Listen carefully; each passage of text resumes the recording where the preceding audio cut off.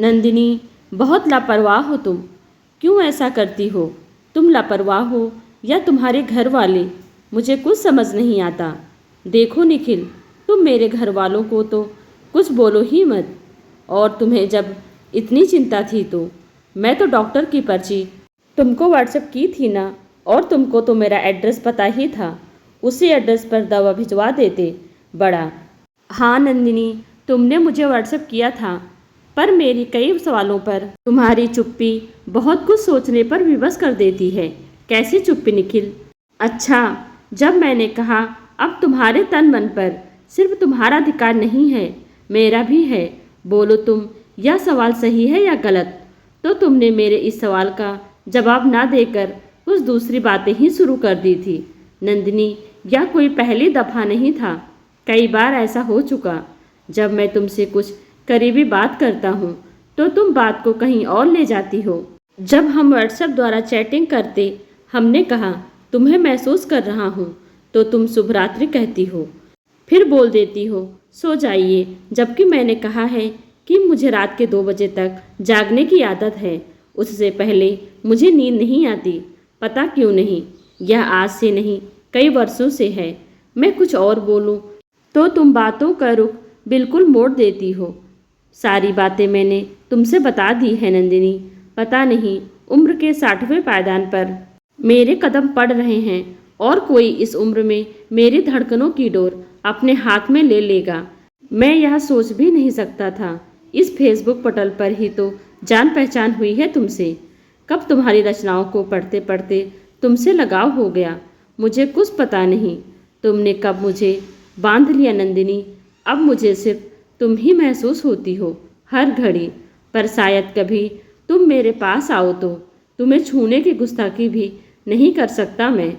लेकिन अब धीरे धीरे मेरी भावनाएं दूसरा रूप लेती जा रही हैं। मुझे पहले सिर्फ और सिर्फ सफ़ेद रंग पसंद थे, अब मेरी पसंद सफ़ेद से इतर होने लगे। मेरी ख्वाहिशें मुझे अमर्यादित कर रही हैं। अब मुझे मन होता है तुम्हें जोर से गले लगा लूं और तुम्हें चूम लूं। तुम क्या सोचती हो यह मुझे पता नहीं, पर शायद तुम्हें प्यार करने लगा हूँ। इतनी ज्ञानवान सादगी की प्रतिमूर्ति शायद ऐसे ही किसी की चाह रही होगी। न तुम्हारी रचनाएं पढ़ता और ना ही मेरे मन में इस तरह की भावनाएं जागृत होती। मेरा प्यार तनिक भी शारीरिक नहीं है नंदिनी, एक तरफा ही है ना? मुझे नहीं मालूम। नहीं निखिल। हाँ मैं जानता हूँ नंदिनी, क्योंकि मैं जब तुमसे इस तरह की बात करता हूँ तो तुम सहज नहीं रह पाती। लगता है कि असहज हो जाती हो। सुना ना नंदिनी, यह प्यार तुम पर थोपना नहीं चाहता, लेकिन मैं काफ़ी संवेदनशील हूँ। बस बिखरने मत देना मुझे। कम से कम मानसिक प्यार और नैतिक स्तर पर प्यार की उम्मीद करूँ तुमसे। बोलो नंदिनी, करूँ ना? मैंने पूरा व्हाट्सएप भर दिया लिख लिख कर, और तुम सिर्फ चुप हो। जवाब तो दो नंदिनी, तुम्हारी जवाब की प्रतीक्षा रहती है मुझे। नंदिनी मन ही मन सोचती रही, क्या कहूँ इन्हें? अब इस उम्र में प्यार हुआ है, कह रहे हैं बिखरने मत देना। माँ के बाद कोई स्त्री आई है तो वह तुम हो। उनके इस मान पर मुझे अभिमान है, लेकिन प्यार पता नहीं, शायद मेरे अंदर ऐसी भावनाएं अभी तक उठी नहीं हैं। पर हाँ, इतना तो तय है, निखिल को बिखरने नहीं दूंगी। निखिल, तुमने अभी जो लिखा है कि अपनी माँ के बाद सिर्फ तुम मुझे प्यार करते हो, इस पर मुझे बड़ा गुरूर हो रहा है। मानसिक और नैतिक स्तर पर मैं हर पल तुम्हारे साथ हूँ और साथ भी दे रही हूँ तुम्हारा। वरना रात्रि के 1:30 बज रहे हैं और देखा जाए तो ये सही समय नहीं है किसी पर पुरुष से बात करने का। मैं अपने घर वालों से बचकर तुमसे चैटिंग कर रही हूँ। मैंने भी शादी नहीं की, लेकिन इतनी अंतरंगता की ज़रूरत महसूस नहीं हुई। नंदिनी खुद को ये कह रही थी। निखिल, बस मुझे ये लगता है कि मेरी किसी बातों से तुम्हें नाराज़गी ना हो और तुम्हारे मन को ठेस ना पहुँचे। तुम खुश रहो, इसलिए आपके साथ हूँ। ठीक है निखिल, अब सोते हैं, काफ़ी रात हो गई है। क्या रात? अब तो सुप्रभात कहना पड़ेगा निखिल। अच्छा नंदिनी, तुम मुझे कभी तुम कहती हो, कभी आप कहती हो, समझ नहीं आता। थोड़ी देर और रुको ना, थोड़ी देर और बात करो ना। नंदिनी तुमसे गले मिलने का मन हो रहा है और बस सिर्फ एक चुम्बन लेने दोगी? अरे अधर पर नहीं, तुम फिर असहज हो रही हो ना, हमें दिख रहा है। निखिल प्लीज़ प्लीज़, तुम जो महसूस कर रहे हो उसे करो, किंतु बोलो मत। कुछ कहूँगी तो तुम फिर क्या? नंदिनी क्या? तुम अब रहने दो। अच्छा नंदिनी, मेरी किताब छपने वाली है और मेरी किताब में तुम होगी। उसके कुछ पन्नों पर सिर्फ तुम और तुम ही होगी। एक तरफा प्यार है, मैं ऐसा ही लिखूंगा। बड़ा कष्टकारी होता है एक तरफा प्यार। कितने बरस हो गए तुम मेरी बात सुनती हो, पढ़ती हो, लेकिन कभी वह नहीं कही जो मेरे दोनों कान सुनना चाहते हैं। जानती हो नंदिनी, सोचो, मान लो मैं मरण सन पर हूँ और मर भी जाऊँ और तुम मेरी कानों में आकर कहोगी वही जो मैं तुमसे कहता रहता हूँ, तो यकीन मानो मेरे प्राण आ जाएंगे और तुम दूसरी सावित्री कहलाओगी। निखिल, हम प्यार नहीं करते हैं, यह दूसरी बात है, लेकिन तुम्हें तो प्यार का एहसास हुआ है ना, तो उसे महसूस करके खुश तो रहो। क्यों बार बार मरने की बात करते हो? और हमने कही है नैतिक और मानसिक स्तर पर साथ हूँ। नंदिनी, पत्नी बना लिया हमने तुम्हें, मेरे तन मन धन की स्वामिनी हो तुम। अब तुम्हारे जितने भी खर्च होंगे, दैनिक खर्च, जरूरत के सामान, वह सब मेरी तरफ से सातों जन्मों तक देता रहूँगा। ऐसा तो नहीं कर सकता, लेकिन 2-3 जन्म तुम्हें सब कुछ दे सकता हूँ, इतना तो सक्षम ही हूँ। ठीक है निखिल, मुझे बहुत खुशी हुई। ऐसी बात है तो रुको, मैं अपनी लिस्ट भेजती हूँ, मेरी क्या क्या ज़रूरतें हैं। सुनो ना नंदिनी, मुझे सब पता है, बरसों से तुम्हें मैं जानता हूँ। कान का तो पहनती हो नहीं, कुछ मेकअप तो करती हो नहीं, आजकल की लड़कियों की तरह। पता नहीं किस ज़माने की लड़की हो, वही सलवार कुर्ती और 3 मीटर का दुपट्टा। खैर, इसी ने तो मेरी जान ले ली है। छोड़ो यह बातें करना। निखिल, तुम क्या मेरा लिस्ट जानते थे? बताओ जरा। हाँ तो सुनो, सबसे पहले तो मोटी आँखों वाली को मोटे मोटे काजल की डिबिया चाहिए। दूसरी लिपस्टिक भी लगाती हो, मैंने देखा है। वैसे तुम्हारे होठों पर सिर्फ मेरे रंग ही जचेंगे। ठीक है, यह मेरे मन की बात है। निखिल, ऐसी बातें मत करो, यह चुंबन वाली बातें बिल्कुल मत करो, मुझे अच्छा नहीं लगता। दुखी ना हो जाओ और तुम बिखर ना जाओ, इसलिए मैं बोलती नहीं हूँ। तुम तो बड़ा पहले कहते थे कि कभी सामने आओ तो मैं तुम्हें देख भी ना सकूं, और अभी ये सब क्या हो रहा है? तुम कहते थे मानसिक स्तर पर और नैतिक स्तर पर प्यार करो, अब तुम बढ़ते जा रही हो। निखिल, अच्छा नंदिनी, क्षमा क्षमा चाहता हूँ, क्षमा। लेकिन क्या करूँ नंदिनी, मेरी भावनाएं अब मेरे बस में नहीं, अत्यंत प्रबल होती जा रही हैं।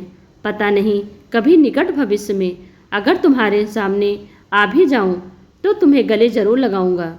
उम्र 60 है तो क्या हुआ, सुनो, गले लगाने दोगी ना? जानती हो नंदिनी, मेरी माँ 92 साल की हैं। अगर मैं उन्हें बताऊं कि मैंने मन ही मन तुम्हें अपनी पत्नी बना लिया है तो देखना, वह शतक पार कर जाएंगी। निखिल, तुम जिस ओहदे पर हो, तुम्हारे एक हस्ताक्षर की इतनी वैल्यू है। संपादन का काम करते हो, इतने लोगों की रचनाएं की समीक्षा करते हो, उसमें स्त्रियां कई हैं, मैंने देखा है। तुम्हारे लिस्ट में स्त्रियों की संख्या अति है, तो इतने को छोड़कर तुम्हें इतनी दूर दराज लड़की पसंद आ गई। तुम्हारे इतने प्यार ने मुझे ऋणी बना दिया है। पत्नी का तो सुख शायद ही दे पाऊँ, लेकिन जीवन भर खड़ी रहूँगी तुम्हारे साथ, तुम्हारे नैतिक स्तर पर और मानसिक स्तर पर। नंदिनी, यह भी बहुत है मेरे लिए। आओ ना नंदिनी, व्हाट्सएप पर ही बुला रहा हूँ। अब निखिल कहीं भी जाते उन्हें हर वक्त नंदिनी के लिए ही सामान दिखता। भैया जरा वह काजल की डिब्बिया दिखाना, और वह जो साड़ी, चुनरी प्रिंट साड़ी रखी है वह दिखाना। सर, आपको किसके लिए चाहिए आप बताएं, उसके अनुसार मैं आपको आपके पसंद का निकाल दूंगा। पत्नी के लिए चाहिए। सुनो, मैं तुम्हें एक एक क्या बताऊं, 16 श्रृंगार के जितने भी सामान हैं वह पैक कर देना। निखिल ने सब नंदिनी के लिए ले लिया, पर निखिल ने नंदिनी को कॉल किया।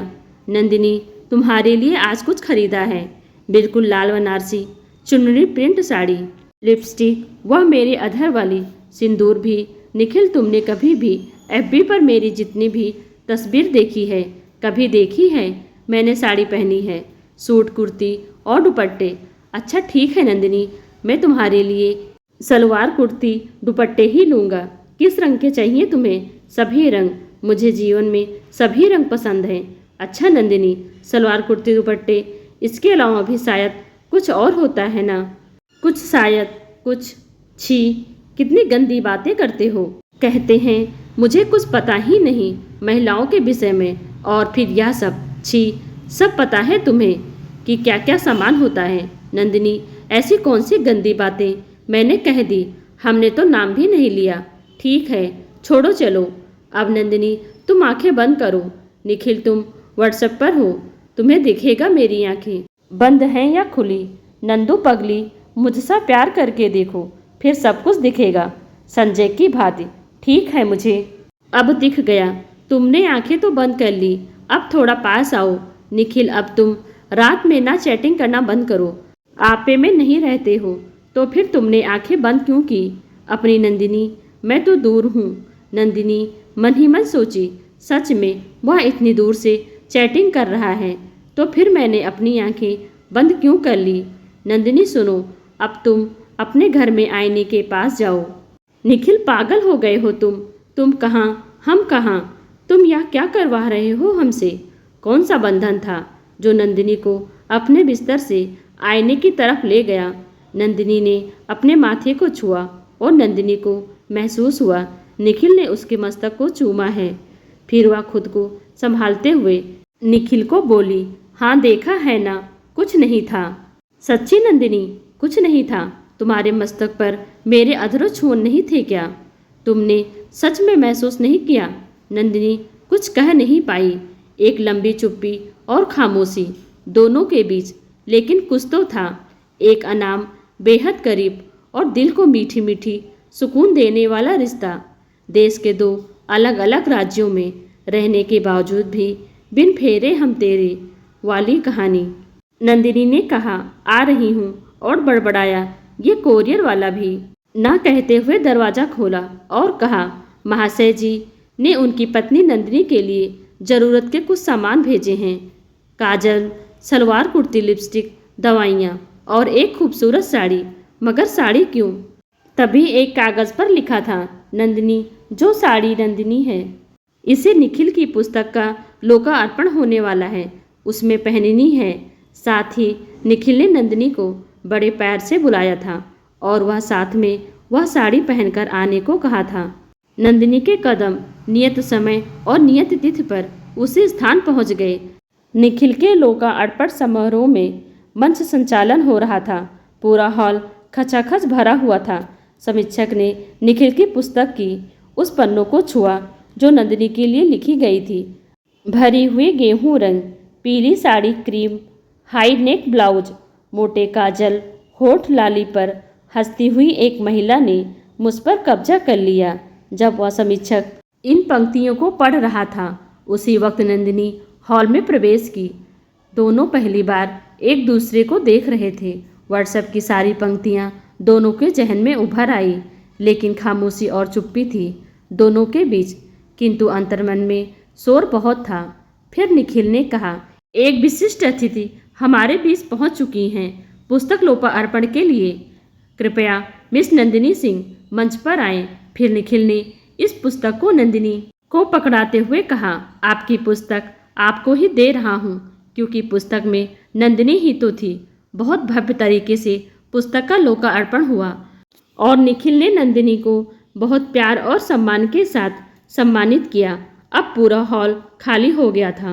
बस निखिल और नंदिनी ही हॉल में रह गए। निखिल ने दूर से ही नंदिनी से कहा, कुछ याद आया नंदिनी? उम्र के इस पड़ाव में भी नंदिनी 16 वर्षीय बाला की तरह शर्मा गई। वह बात याद आ गई कि कभी अगर मिले तो गले जरूर मिलूंगा और एक चुंबन। आदरणीय धर्मवीर भारती जी की उपन्यास गुनाहों का देवता बिल्कुल सच है। हर किसी के अंदर है छुपा गुनाहों का एक देवता। हर किसी में बसता है एक चंदर, हर किसी में छुपी है एक सुधा।